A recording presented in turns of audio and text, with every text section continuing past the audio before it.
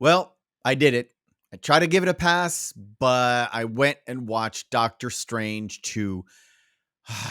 Doctor Strange and the Madness of the Multiverse of or the Madness Wanda and Her Madness. That's what I'm going to call this movie. I'm Mephisto and this is my review.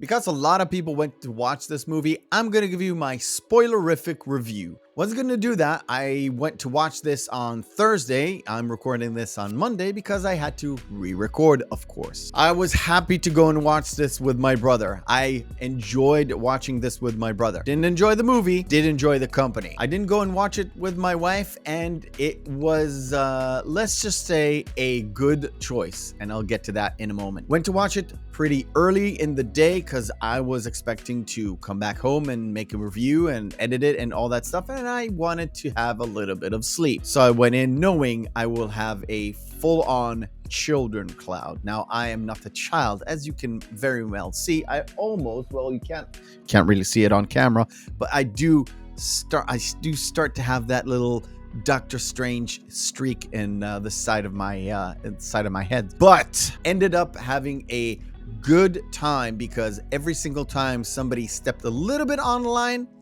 zap, they got snapped out of existence because the other people were super annoyed and into this movie, and I like that. Every time there was a who and ha moment, there was a who and ha in the crowd. Not kind of thing that I do, but all right. And then we come to the actual review. Doctor Strange 2 is not about Doctor Strange. Doctor Strange 2 is about Wanda and her story and introducing America Chavez as the new superhero of the new whatever Avengers they want to do, Defenders, Avengers, Teen Vengers. I have no idea. It's a continuation of the WandaVision TV series by Disney Plus. It's a good thing I've seen it because, oh boy, that's gonna be a problem if you haven't. Because if you go into this movie and you haven't seen WandaVision, even if you just heard what was going on, that would be sufficient. But if you went cold turkey into watching Doctor Strange 2 and the Madness of the Multiverse, you would be stomped. You wouldn't understand why Wanda is so powerful. Why is Wong the Sorcerer Supreme? What the hell is the Darkhold? And how the hell did we get here? And who are these two boys that Wanda suddenly have or hasn't, or what is going on? If you went into this movie and you're coming to me with, but you should have watched it, I'm telling you right now, if I wasn't borrowing a friend's code, I don't have Disney Plus in my country. It's only recently coming in. When WandaVision was coming out, we didn't have Disney Plus. So all these shows, you kind of needed to see it. So I was sitting in a theater full of young children who most possibly or most definitely pirated that shit. I didn't, because I have good friends. The CGI was not that good. If you're going into a Doctor Strange movie that you know he's got all these powers and you're expecting a lot of CGI, a lot of magic, a lot of mirror world, a lot of, Inception type deals. There was a lot of it, but the CGI mostly didn't hold up. So that was a big problem. But my problem is not super serious with the CGI. I can suspend my disbelief.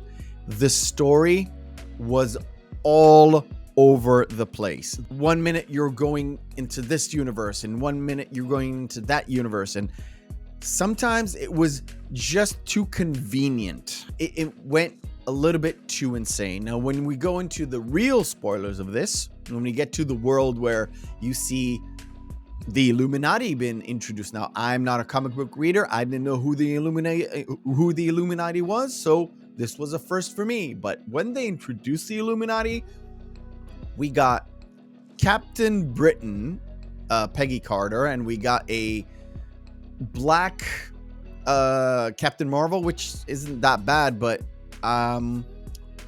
was weird.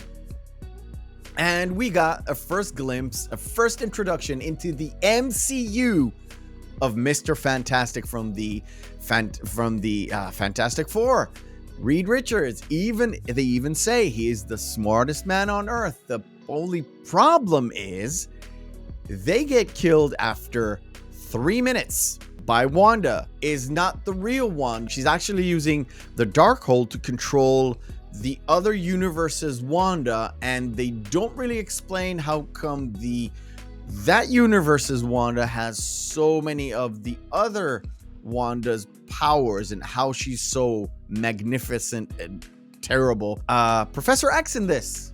Professor X is in this. It is not the McAvoy Professor X. It is the Captain Picard. Yeah, I love to call him Captain Picard because I just don't like him anymore.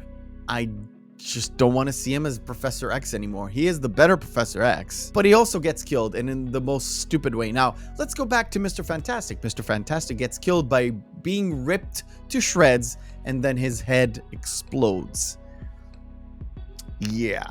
Of course, you got to have the wokeness a little bit into this movie. So the two last people fighting a woman are the two women. And one of the lines that Captain British Marvel does is she says, "I can do this all day," which is a Steve Rogers line before he was Captain America. That's a problem. I need to let these little things go, but they bother me so much. Anyway, she gets killed by being sliced half by her own shield. And of course, Captain Marvel dies because a statue fell on her.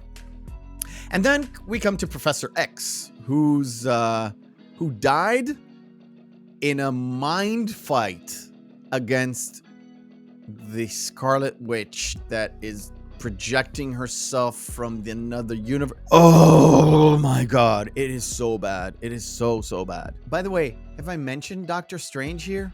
No, I haven't. We'll wait for him a little bit more. America Chavez, who has her powers of transferring between the universes and apparently punching a glass facility that Doctor Strange can't with vigor and force. Okay.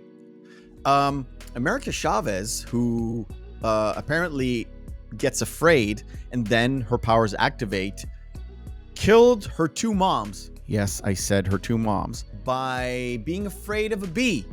No. It didn't sting her. It just landed her on her little hand. Yeah. You heard me.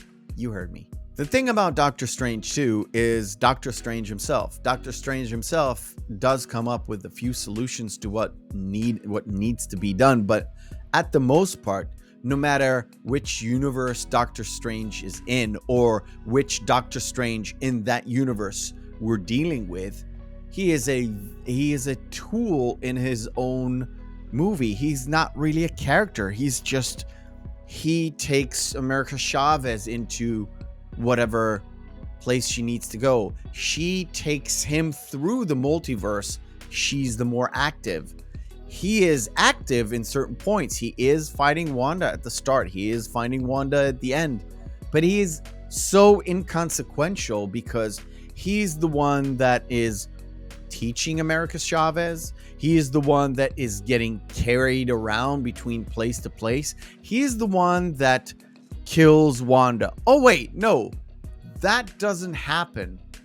The good guy doesn't defeat the bad guy in this movie. The bad guy kills the bad guy because a realization. The motives of the Scarlet Witch is completely off the rocker here. The Scarlet Witch, or whatever you want to call it, Wanda, is looking for a universe to where she can inhabit her two kids. Now, what she doesn't count is the fact that if she goes into a universe where she has her two children, what happens to the Wanda in that universe? Yes, exactly. But Scarlet Witch is a villain here, so she's gonna kill herself, takes over her children, and then what? There's nothing. The only motivations is getting those kids and being with the kids. That's not really a motivation. Also, she intends to steal America Chavez's powers because there's a chance that there will be, in that universe she's looking for, there's a disease. And what happens if there's no cure in that universe? Well, there's always a universe where there is a cure for that disease. So we'll just have America Chavez's power to make sure we'll have that disease, that cure ready to go. It's just stupid. And again, like I said, at the end of the day, America Chavez shows Wanda the error of her ways. America Chavez does not destroy the Scarlet Witch. The Scarlet Witch realizes the error of her ways, somehow destroys the Darkhold in every universe, and then collapses a whole mountain on herself. Probably she's dead. Maybe. We don't see her body. We see the mountain collapse on her. So she may have survived. In conclusion, Dr. Wanda in the Multiverse of Madness is a dumb movie, but it will make a boatload of cash. And you know why? Because at the end of the day, if you put the story aside and you just look at this movie without even thinking, without having any consequences, without anything else, it's a fun ride. Because it is a fun ride. I came out of this movie, talked to my brother, and told him it's a 6 out of 10. For me now, after mulling it through, thinking about all the different plot points that didn't make sense, it's a 3. And it's a 3 for the sheer entertainment of going out to the movies and watching a silly, stupid movie. That is it. Now we come to my wife. Now, I told you at the beginning of this video that I wanted to go with my wife, but ended up going with my brother because I thought my wife wouldn't actually get what was going on. And it comes to the point I started with. If you didn't have Disney Plus and watched WandaVision, and then maybe went out and watched Spider-Man No Way Home, which my wife did not, where you see a little bit of plot point and understanding of what happened with Wong and Doctor Strange, you would be at a complete and utter loss. You would be completely lost. Who is this guy? What's up with Wanda? What's going on? It's a major problem. And the fact of the matter is, you cannot expect people to go and watch your every single show. Let me give you an example.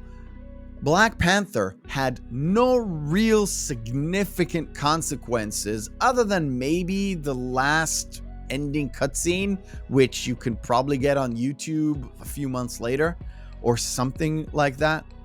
But Black Panther didn't have a major impact on the breadth of the story of the Infinity War.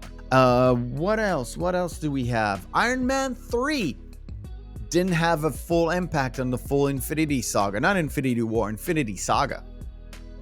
But still, you wanted to go and watch those movies.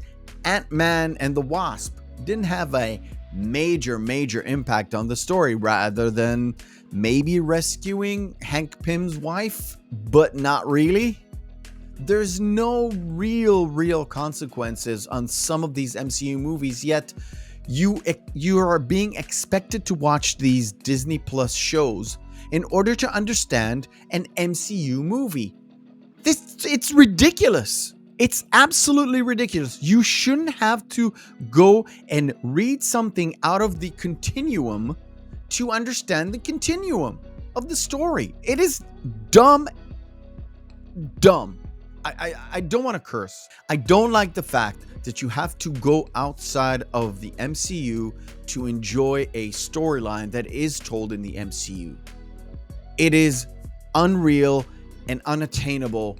You don't have to do that in order to enjoy a movie. And if you didn't watch WandaVision, at least WandaVision, or maybe No Way Home a little bit, there is no way you would understand what the hell is going on. You would have to sit next to a person that does know what's going on and chitter chatter throughout the movie just to get what was going on. And I hate that.